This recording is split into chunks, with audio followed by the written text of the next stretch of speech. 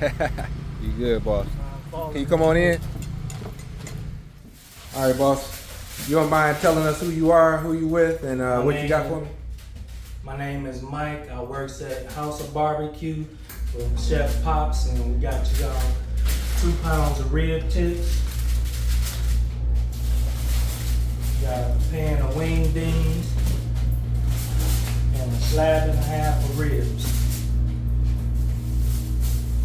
Got coleslaw, bread, silverware napkins. All the fixings. All the fixings. Coleslaw,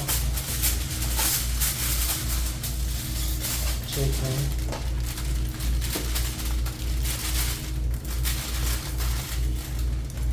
ribs,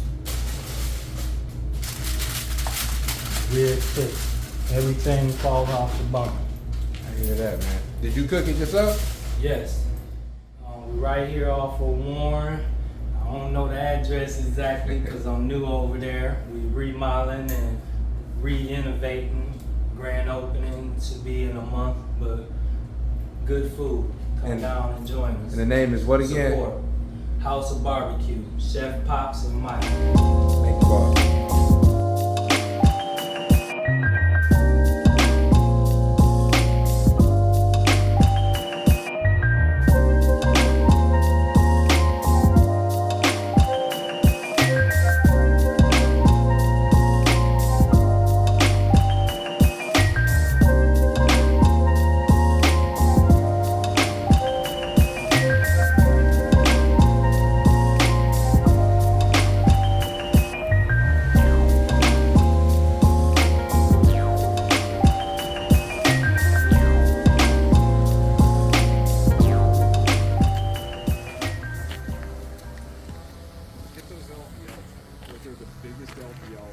These here? Seen. It's the biggest one I've ever seen. And they're huge. 40 feet long.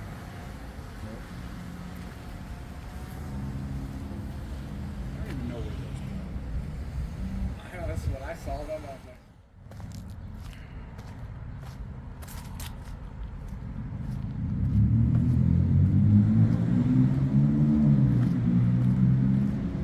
Yep.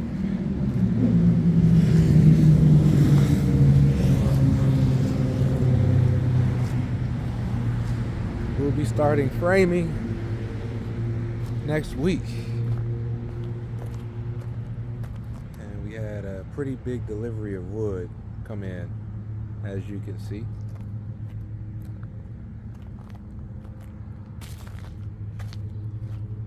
Site's looking really well. We got a few of the fins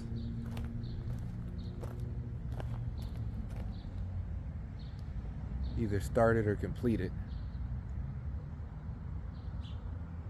We have a nice color scheme that we are going with for the trim and for the overall design of the building.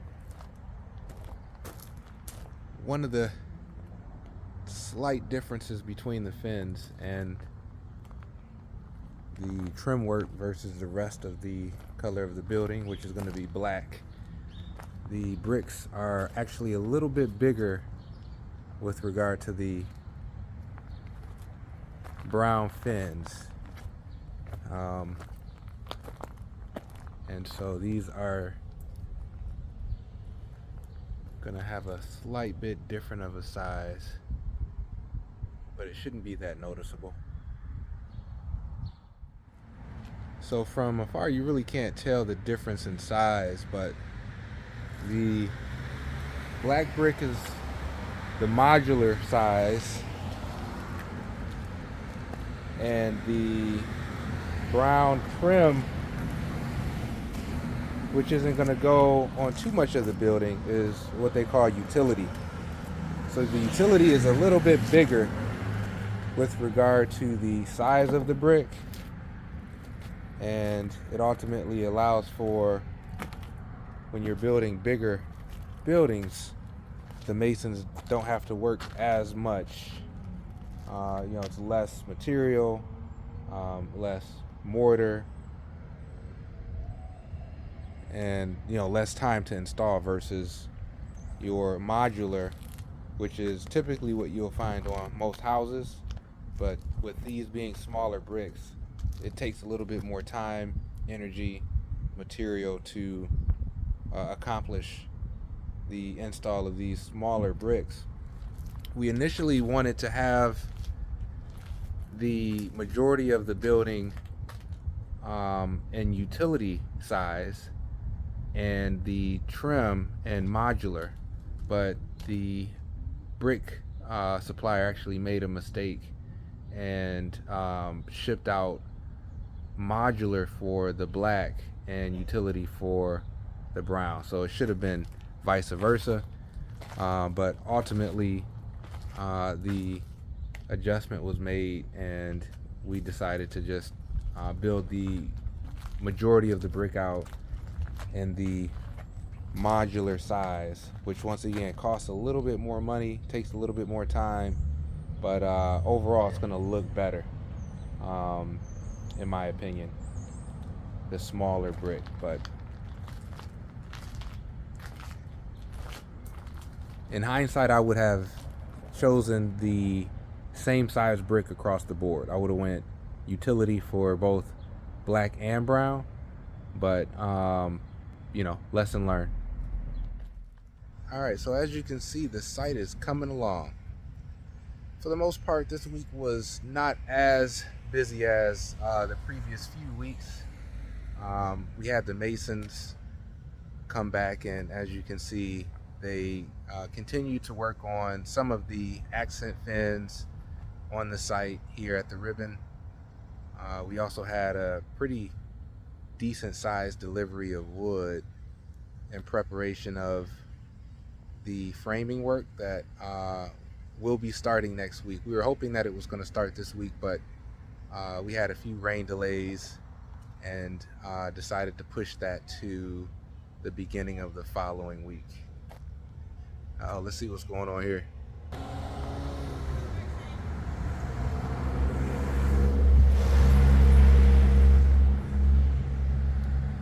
Good old Detroit. But yeah, so for the most part, we still are making progress as we are, pressing forward with getting this envelope sealed before the weather kicks in.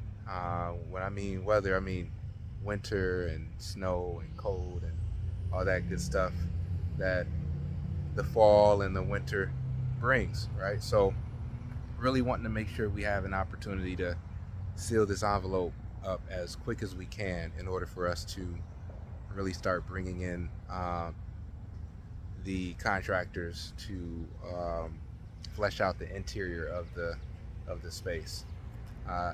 We still have a bit of ways before we get there, but we are working toward that goal.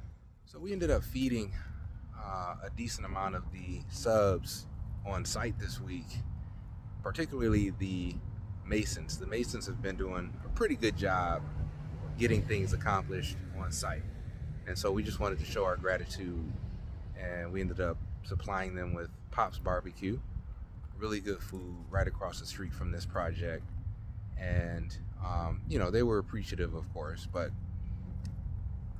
later on in the week, I had a conversation with a neighbor that lines the alley of the project that we're working on, and she actually let me know that there have been a few scenarios where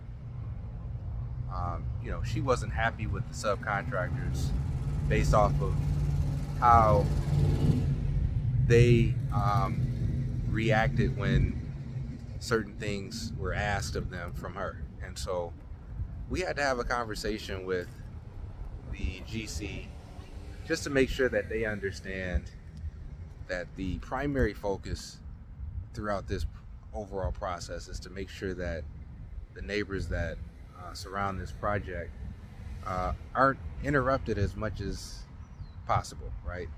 We want to make sure that they have a comfortable transition, and and at the end of the day, we're making a lot of noise. We're kicking up a lot of dirt and dust, And we're out here starting at 7 o'clock in the morning, sometimes, Monday through Friday, sometimes even on a Saturday. And we just want to make sure that the community and the neighborhood and the individuals who live around this project are tended to as best as we can tend to them. And so I recently bought gift cards and handed out these gift cards to the neighbors that line the alley, and just basically told them thanks, because they've been really patient with us with this overall project, and without them we wouldn't be here now. But when I spoke with one of the neighbors and she told me about an experience that she had with a subcontractor, it made me quite upset.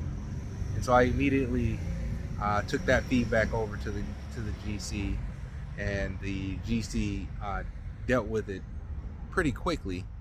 But at the end of the day, what really made me upset was that this interaction with the subcontractor and the neighbor happened back in June, and she was just now comfortable enough to tell me about it. And I just wanted to make sure I reminded her that, listen, if there's something happen, if something happens, you let me know as soon as possible so we can rectify it ASAP. And made sure she had my number, made sure she was aware that we are always accessible with regard to being her reaching out to me and getting to the bottom of whatever issues she may have with regard to this overall project. So that kind of pissed me off a bit, but luckily she told me what happened. Luckily we were able to rectify it really quickly, and hopefully in the future, if she runs into another scenario where a subcontractor or something happens where dust blows in her yard, she lets me know so we can kind of make sure that she's not disturbed as much as possible, right? Or any of the residents that line the project. We want to make sure that we're accessible for them, and making sure that they're comfortable to come talk to us in the event that there's an issue, so we can handle it accordingly. But that's pretty much it for this week's episode of Flux City Weekly, and I really appreciate you chiming in and listening to me ramble, and I'm hoping that you're getting some value from this channel. And if so, please like, subscribe, comment below, and I'll see you next week.